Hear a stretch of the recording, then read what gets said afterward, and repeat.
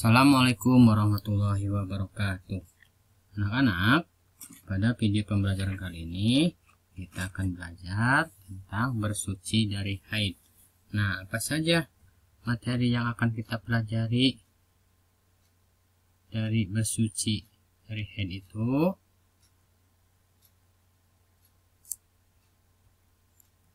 Pertama, ada pengertian haid. Kedua, ada batas waktu haid. Ketiga, ada hal-hal yang dilarang ketika haid. Yang keempat, hukum mandi janabah setelah haid. Dan yang kelima, tata cara mandi janabah setelah haid. Nah, kita akan pelajari satu-satu ya. Oke, sini ada pengertian haid ya, atau arti haid. Apa itu haid? Haid menurut bahasa sesuatu yang mengalir. Jadi haid menurut bahasa artinya sesuatu yang mengalir. Jadi masih umum artiannya ya. Sesuatu yang mengalir apapun itu disebut dengan haid. Sedangkan menurut istilah syara atau hukum Islam, haid itu adalah darah yang keluar dari rahim perempuan yang sudah balik dalam keadaan sehat. Nah, di sini ada tanda-tanda ataupun ciri-cirinya. Yang pertama dari perempuan, yang kedua balik, dan yang ketiga sehat. Jadi, kalau menurut istilah syara hukum Islam, haid itu adalah darah yang keluar dari rahim perempuan yang sudah balik dalam keadaan sehat. Jadi, kalau ada perempuan yang sudah balik dan dalam keadaan sehat, terus keluar darah, berarti itu darahnya darah haid. Tapi kalau perempuannya belum balik, nah, itu bukan haid. Dan kalau ada perempuan yang sudah balik tapi lagi sakit, nah itu juga bukan haid. Jadi kalau darah haid itu darah yang keluar dari rahim perempuan, perempuannya yang sudah balik, dan perempuan yang sudah balik itu dalam keadaan sehat. Nah, itu arti dari haid menurut istilah.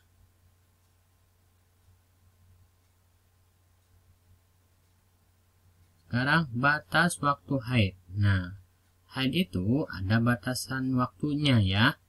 Ada batasan waktunya. Nah, batasan waktunya itu ada 3. Yang pertama ada sedikit. Jadi, yang sedikit itu waktu haid 1 hari 1 malam waktunya ya. Jadi, kalau yang kedua harinya itu tidak ada, berarti itu waktu yang sedikit. Yang kedua, waktunya itu sedang. Nah, waktu yang sedang ini adalah 5 hari 5 malam ya. Jadi setelah 5 hari 5 malam dan hari kelimanya tidak ada, hari ke-6-nya tidak ada, berarti itu waktunya waktu yang sedang. Dan yang ketiga yaitu waktunya lama. Nah, kalau lama itu adalah 15 hari 15 malam. Jadi 15 hari 15 malam itu waktu yang lama. Nah, sedangkan kalau melebihi dari 15 hari 15 malam itu bukan darah haid lagi, melainkan darah penyakit. Dalam ketentuan Islam itu disebut dengan darah istihadah atau darah penyakit. Selanjutnya ada hal-hal yang dilarang ketika haid. Nah, apa saja larangan bagi perempuan yang sedang haid? Yang pertama ada sholat. Ya, sholat itu dilarang kepada perempuan yang sedang haid, ya. Sholat apapun itu, baik sholat fardu atau wajib ataupun sholat yang sunnah, ya. Jadi sholatnya dilarang. Yang kedua ada puasa, sama seperti sholat. Puasa juga dilarang, baik puasa yang wajib maupun puasa yang sunnah. Yang ketiga, berdiam di masjid, ya. Jadi larangan yang ketiga yaitu berdiam di masjid. Nah, itu tidak boleh bagi perempuan yang sedang haid. Tapi kalau hanya melintas atau melewati saja masih diperbolehkan, ya. Asalkan jangan berdiam lama di masjid, ditakutkan darah haidnya itu berceceran, ya. Takutkan berceceran karena masjid itu adalah tempat suci. Oke. Yang keempat, tidak diperkenankan membawa dan membaca Al-Quran. Jadi larangan yang keempat itu bagi perempuan yang sedang haid itu tidak diperkenankan membawa dan membaca Al-Quran, ya. Jadi memegangnya, ya, memegang Al-Quran dan membacanya. Jadi kalau membawa itu pasti memegangnya, ya. Tapi kalau kita lagi menghafal, ya, dengan tidak memegang Al-Quran itu dibolehkan. Yang kelima ada tawaf. Tawaf itu adalah mengelilingi Ka'bah, baik tawaf yang wajib maupun tawaf yang sunnah, sama seperti berdiam di masjid, karena tawaf ini kan mengelilingi Ka'bah, sedangkan Ka'bah itu ada di dalam Masjidil Haram. Nah, Masjidil Haram itu dan Ka'bah itu tempat suci, ya, tidak boleh, ya. Nah, itu diantaranya hal-hal yang dilarang ketika haid. Selanjutnya ada hukum mandi janabah setelah haid. Nah, hukumnya apa? Mandi setelah mandi janabah setelah haid. Nah, bagi perempuan yang haid kemudian haidnya sudah selesai, berarti harus mandi. Nah, mandinya ini wajib hukumnya, ya. Jadi misalkan nih ada orang yang perempuan yang jarang mandi. Nah, mau tidak mau kalau setelah haid itu hukum mandinya itu adalah wajib. Kalau tidak dilaksanakan berarti kalau wajib itu mendapat dosa, ya. Jadi hukum mandi janabah setelah haid itu adalah wajib. Selanjutnya ada tata cara mandi janabah setelah haid. Nah, bagaimana cara-caranya?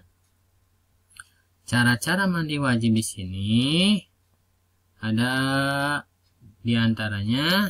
Yang pertama ada rukun mandi janabah. Nah, rukunnya apa saja? Yang pertama ada niat. Berarti rukun itu harus ada, ya. Jadi niat dalam mandi janabah itu harus ada, ya. Yang kedua ada meratakan air dari kepala sampai ke seluruh anggota badan. Nah, itu rukun mandi janabah. Yang pertama niat, dan yang kedua meratakan air dari kepala sampai ke seluruh anggota badan. Nah, itu cara-cara dari mandi janabah, ya. Pertama niat dulu nih. Nah, setelah sudah niat baru meratakan airnya. Nah, setelah dari rukunnya ada sunnah-sunnahnya juga, ya, ketika mandi janabah. Sunnah-sunnahnya itu apa? Yang pertama ada membaca basmalah. Baca dulu basmalah, ya. Yang kedua berwudu. Nah, berwudu sebelum mandi. Sebelum mandi, jadi sebelum meratakan air ke kepala sampai ke seluruh anggota badan, kita disunahkan berwudu dulu ya, membaca basmalah, berwudu, kemudian ketika sudah airnya diratakan dari kepala sampai ke seluruh badan, jangan lupa digosok-gosok seluruh tubuhnya ya dengan telapak tangan. Yang keempat, mendahulukan anggota tubuh yang kanan. Jadi dahulukan dulu anggota tubuh yang kanan, tangan kanan, kaki kanan. Nah, yang terakhir berulang sampai 3 kali. Jadi diulangi bukan mandinya ya, tapi diulangi meratakan airnya ya. Nah, itu diantara sunnah-sunnah mandi. Nah, itu anak-anak adalah cara-cara mandi janabah. Jadi kita niat dulu. Nah, setelah niat, meratakan air dari kepala, terus membaca basmalah, berwudu, menggosok-gosok ke tubuh dengan telapak tangan, mendahulukan anggota tubuh yang kanan, dan berulang sampai 3 kali. Nah, itu adalah tata cara mandi janabah setelah haid. Oke anak-anak, mungkin cukup sekian video pembelajaran kali ini. Walaupun sebentar, mudah-mudahan ada manfaatnya bagi kita semua. Amin ya rabbal alamin. Terima kasih, selamat belajar.